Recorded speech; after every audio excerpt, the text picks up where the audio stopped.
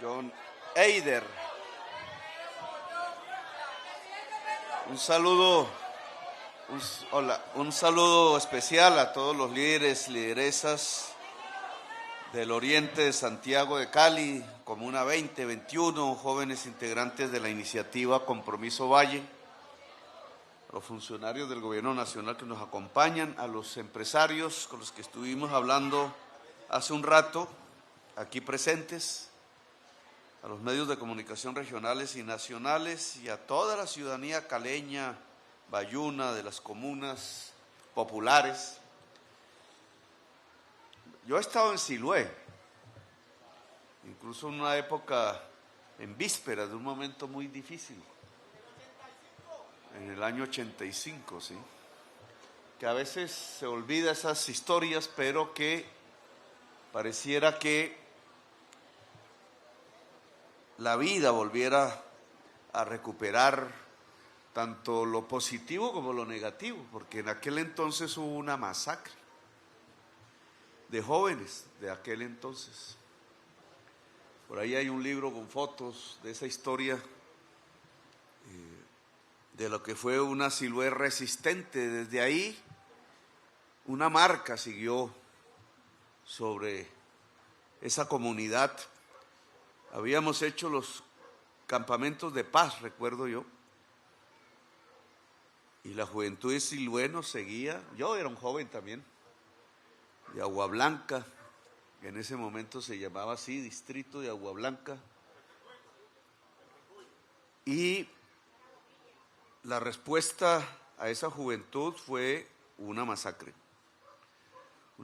aún no bien contada, de trincheras, de un enfrentamiento armado prácticamente en cada calle de Siloé, entre esa juventud y el Estado del entonces, y la disolución de lo que era la ilusión de la paz, que a la postre se hizo, pero sobre la base de una lucha popular, de una resistencia que dejó muchísimas personas enterradas.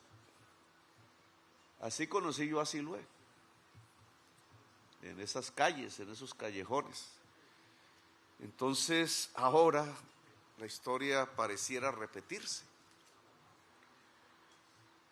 Tuve mucha dificultad en llegar en los momentos que llamamos del estallido social, porque mi presencia en ese momento era casi que catalogada como el que hacía el estallido social, como si yo fuese el organizador, el inspirador de ese movimiento que no tuvo otra causa que una política completamente errónea del gobierno del entonces, cuando decidió saldar el gran hueco fiscal que se había producido por el COVID y por otras razones, con impuestos sobre la comida, y desató una movilización sin precedentes. La respuesta a esa movilización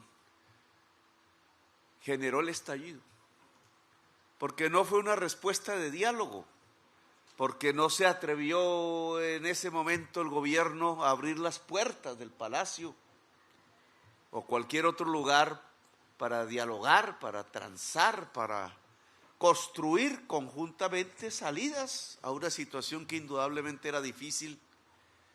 Y lo que hizo fue responder con un autoritarismo bárbaro, yo diría de una manera criminal. Responderle al movimiento social, como ha pasado en otros lugares de América Latina, como está pasando en este momento en el Perú, con todas las diferencias. Responder como si la juventud y las gentes en general fueran un enemigo. Cuando un gobierno ve en el joven, en la joven popular, un enemigo, el enemigo interno le llaman en la doctrina, en los discursos, y entonces desata sobre ese joven, esa joven, la furia del Estado mismo en su faceta armada, en este caso la policía fundamentalmente, y trata a ese joven que simplemente está pidiendo por una mejor vida, que simplemente se está moviendo porque hay unas causas reales de exclusión, de desigualdad, de pobreza, de negación de la existencia misma en dignidad. Cuando se le responde es con el gas en el ojo, con la muerte, con la brutalidad estatal, pues indudablemente se producen unas heridas profundas que son difíciles de cerrar, porque es un estado contra la juventud, una juventud que va a crecer, que se hace, que va a ser la nación misma, y que se hace en medio de esa violencia, con ese recuerdo amargo, con el recuerdo de los amigos muertos, con el recuerdo de la represión, con el recuerdo de que el Estado, en vez de ser una instancia para solucionar problemas, se convierte en un instrumento sanguinario de la muerte. Aquí vine, casi era un primer acto de campaña, me parece casi que era, por allí en una plaza, y en medio del discurso, porque entendía que la situación podía degenerar incluso hasta en una guerra civil, casi que en una guerra étnica, porque en esas barricadas la mayoría de los jóvenes y las jóvenes eran negros y negras. Y las decisiones de romperlas a partir de la fuerza venían de una élite blanca. Una ciudad que estaba a punto en esa polarización social profunda de caer casi que en la guerra civil. Armas ya salían por aquí, armas ya salían por allá, disparos sonaban todas las noches. Y yo creo que ese día que llegué a hablar con la juventud, algunos miles, y propuse un diálogo, bueno, ¿y por qué no hay un camino diferente que sea el diálogo, que permita que la juventud se exprese y que se puedan corregir una serie de anomalías, de circunstancias que nos están llevando al enfrentamiento violento? Yo creo en eso, en esa posibilidad, en que es posible un pacto, en que es posible cerrar las heridas y articular los lazos de toda la sociedad colombiana en su diversidad para construir eso, una nación, una unidad que se llama nación, y que permita que en este país tan hermoso, porque lo es, terriblemente hermoso, pueda la gente vivir en él con dignidad.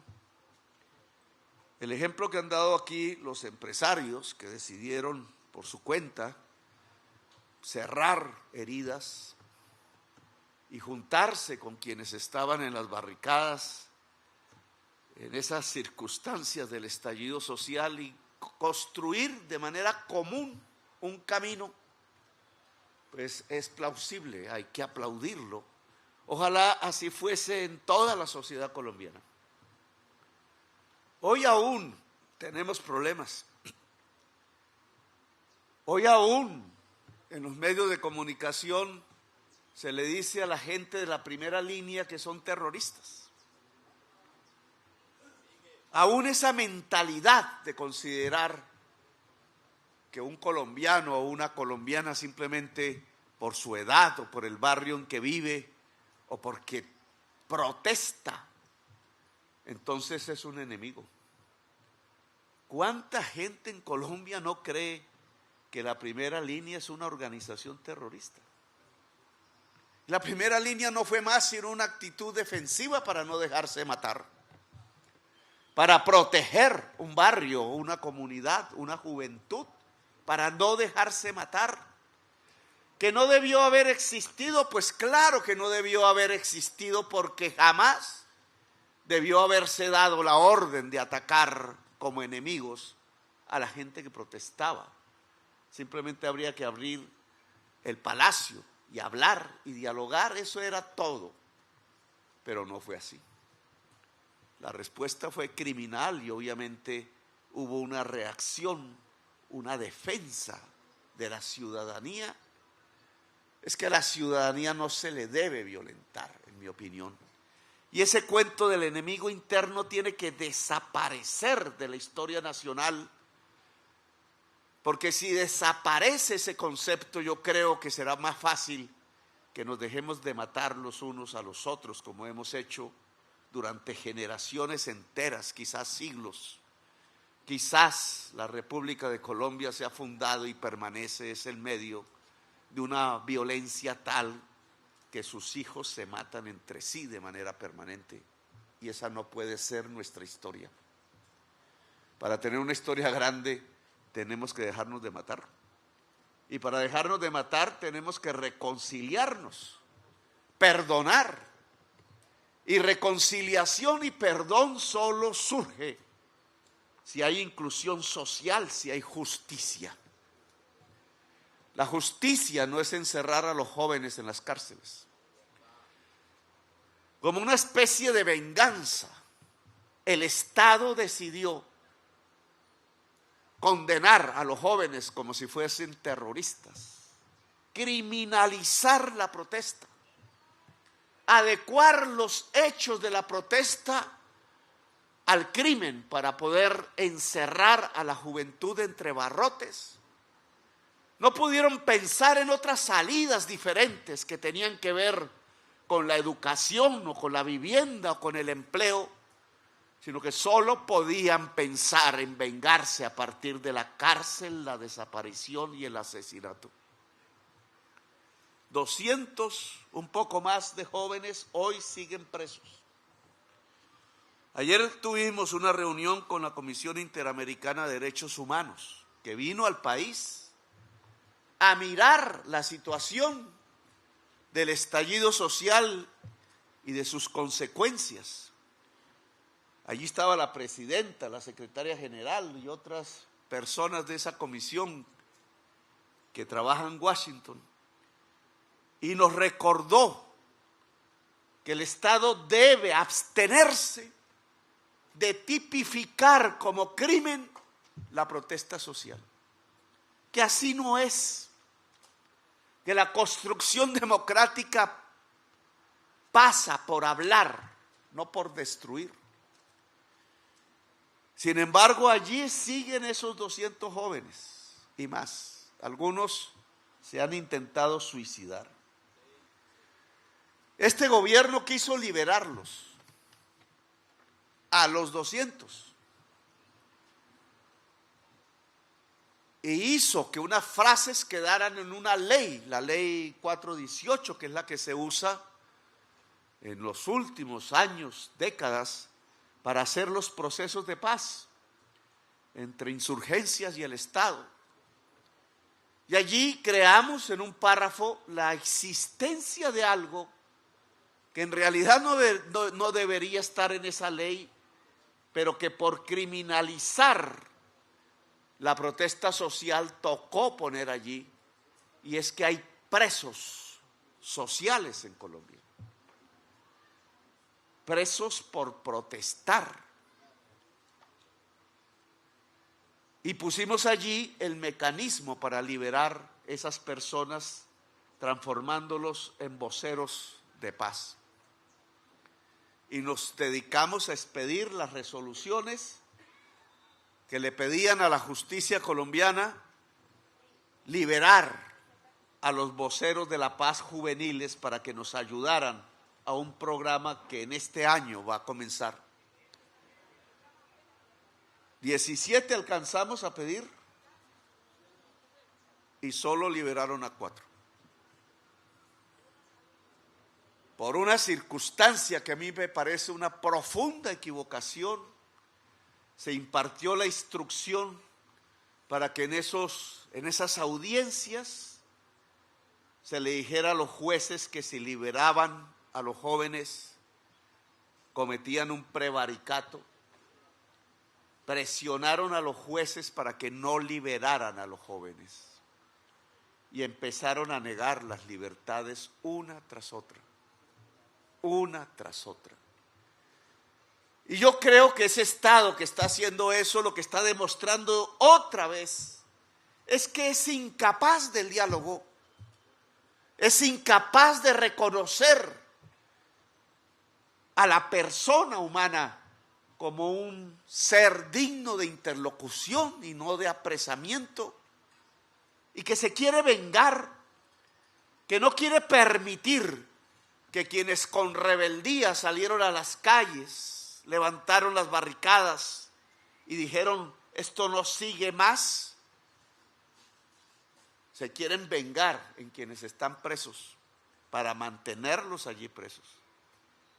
Quienes asesinaron a los jóvenes están saliendo libres y los jóvenes se están quedando presos. Eso se llama injusticia y es propulsada por sectores del Estado. Y cuando el Estado construye injusticia, construye violencia, destruye la idea de la nación y el concepto mínimo de la democracia. Yo le digo a esos sectores estatales desde aquí, entre los jóvenes de Siloé y de las laderas de Cali, que no sigan en ese camino, que permitan la reconciliación de una parte de la sociedad con el resto de la sociedad y con el Estado, y podamos abrir unos caminos que sí les hemos llamado la paz total, porque es que la paz total no se hace simplemente con gente que anda armada en las noches por las trochas, sino que se hace es con la sociedad. Si la paz no es con la sociedad, no hay paz. Y la paz con la sociedad implica cambios, claro que sí. Implica transformaciones, implica diálogos y pactos para poderlas hacer. No barrotes, no cárceles. La CIDH se llevó la imagen de un Estado que no quiere liberar a la juventud de las cárceles, de una parte de la sociedad que no quiere la paz, que quiere seguirnos manteniendo en medio de la sangre y el fratricidio. Pero este gobierno quiere insistir. Si no, ¿para qué estamos aquí? ¿Para qué me eligieron? Cuando uno mira las cifras electorales allá en esa segunda vuelta y las mira con cuidado, estábamos empatados con el señor Hernández y que el señor Hernández podía ganar porque la suma de la primera vuelta daba que tenían mayoría. Yo había sacado el 40%, el 60% eran ellos en ese momento. ¿Y sabe qué fue lo que hizo variar eso que parecía la realidad de que íbamos a seguir en el gobierno de siempre? Que aparecieron 1 millón más de votantes entre 18 y 22 años, que en las generaciones de las elecciones anteriores y del pasado, de esa misma generación entre 18 y 22, nunca votaban. No salían, no les interesaba. No había nada ahí que discutir, que cambiar. Y esta vez, 1 millón de jóvenes, muchachos y muchachas populares, salieron de sus barrios, así como cuando iban a la barricada, pero esta vez a la urna, y cambiaron la historia de Colombia. Me hicieron ganar.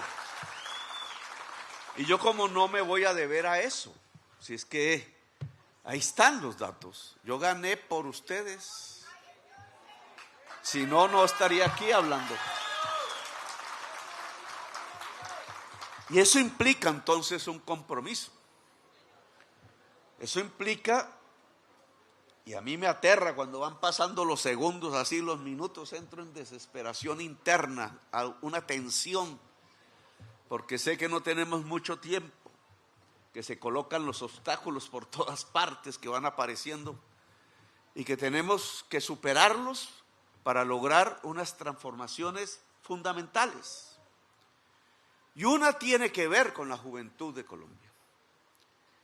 La juventud de Colombia tiene que tener posibilidades de vida. trátese de muchachos, trátese de muchachas, hay que abrir una serie de puertas para que la vida pueda ser, para que se pueda sentir que hay una posibilidad, una esperanza en uno de los países más hermosos de la tierra. ¿Cómo abrir, cómo meter en el presupuesto, que es lo que hace la primera andanada? ¿Cómo estás? Y ahora, ¿cómo lograr que crezcan los presupuestos de la educación de tal manera que se vuelvan más universidades, más colegios, y que entonces no entre solo el 50% de la juventud a la educación superior, sino que podamos avanzar al 70% al menos, y en 8 años pudiéramos decir es que ya la juventud tiene abierta el derecho a la educación superior, a leer, a abrir el libro, a hacer la matemática o la abstracción o el arte o la poesía con sapiencia, y que entonces a partir de ahí, en la medida en que pasen los años y esa juventud avance en edad y otra generación de jóvenes pueda entonces abrir el libro y otra, allá cuando ya nosotros no estemos, se puede hablar de que la sociedad colombiana se construyó como una sociedad del conocimiento. Decíamos del conocimiento y de la sensibilidad del cerebro y del corazón. Eso tiene que comenzar ahora en los presupuestos públicos. Ahora queremos un programa para 100,000 jóvenes populares. Aquí hay una demostración hecha por la sociedad misma, no por el Estado. La sociedad de los empresarios y la sociedad de las juventudes populares, que como una demostración podemos extrapolar al conjunto de la nación para alcanzar 100,000 jóvenes populares que puedan ser ayudados por el Estado económicamente para poder comer y para poder estudiar. Porque para abrir el libro hay que tener el pan. Si no, no se puede leer bien. Un reto indudablemente, 100,000 no son toda la juventud, pero si vamos a la parte donde está la cicatriz quizás, a esos 100,000 jóvenes a los cuales los seduce la violencia incluso, porque no ven alternativa alguna. Alguno por ahí salió en la prensa diciendo que se iba para un frente de las FARC. ¿A qué? A morir. A luchar. ¿Por qué? Si es que la lucha está aquí. La lucha está en esas millones de personas que deciden transformar un país o mantener un país, y no por allá en esas trochas que yo conozco, aislado, donde no espera más que la muerte o matar. Matar o morir no sirve para transformar a Colombia. Eso ya lo hemos visto durante décadas. Por eso abrir ese camino a estos 100,000 jóvenes, pedirle al Estado que hoy se niega a liberar a la juventud, que deje liberar a la juventud, que nos permita que esos jóvenes que hoy están presos nos ayuden a organizar como voceros de paz estos 100,000 jóvenes en una gran fuerza de la paz, que pueda demostrar que es posible que la juventud de Colombia pueda vivir en Colombia. Van a comenzar estos programas. Ya verán ustedes en la adición presupuestal, se llama así técnicamente, el proyecto de ley de adición presupuestal. Es un proyecto que vamos a presentar porque es la plata que viene de los impuestos que crecieron a partir de la reforma tributaria que se aprobó el año pasado, que giran sobre los sectores más poderosos del país, pero que van destinados es precisamente, y lo verán en ese proyecto, a la mamá que tiene el niño joven ella y que no tiene hoy que llevarle ni la leche ni el plato de comida, que van a ese joven que se atrevió a salir a la calle para gritar dignidad, que van a los campesinos sin tierra a ver si es posible que tengan tierra, que van a la educación a ver si es posible que hagamos saltar la muralla de la universidad para que se convierta en puertas abiertas para la juventud, que va al medio ambiente a ver si podemos salvar la selva amazónica para que la humanidad no perezca. Un aporte de Colombia al mundo. No estamos pidiendo limosnas del mundo para nosotros, no nos interesa. Estamos ayudando a salvar a la humanidad porque esta es la potencia mundial de la vida y así se comporta. En ese presupuesto que vamos a presentar en los próximos días verán ustedes lo que queremos como gobierno. Lo que queremos, que no es balas para los jóvenes, que no es quitar ojos y que no es tener los oídos sordos para el reclamo justo, sino que es intentar construir conjuntamente los puentes que nos unan como sociedad para que Colombia sea una democracia, para que Colombia tenga justicia, para que Colombia sea de verdad una potencia mundial de la vida. Yo quiero la primera línea de toda la juventud colombiana, millones y millones.